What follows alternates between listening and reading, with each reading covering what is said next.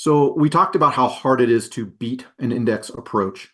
So there's an organization called SPIVA, and they produce it's the S&P index versus active study. And so what this does, it looks at indexes and then it looks at active funds that try to pick stocks from within an index and how many of them can actually beat the index. And so when you see bigger numbers on this chart, that's the percent of times the index beat the active funds. And then, and so what you see here is as you go across, at 1 year, you have a very small chance of outperforming an index. Um, Most of the time, but not always, the index is going to win.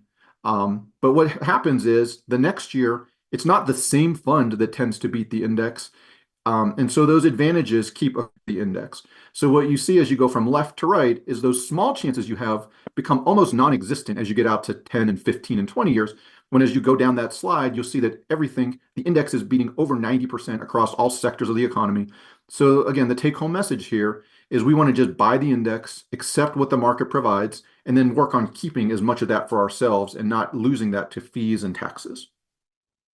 So you might wonder, so obviously that worked really well to index in US stocks. Does it work with international stocks?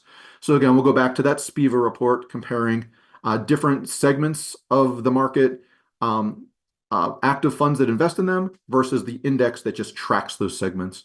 And again, just like with US stocks, you see that you have a small chance to beat a index in any given year.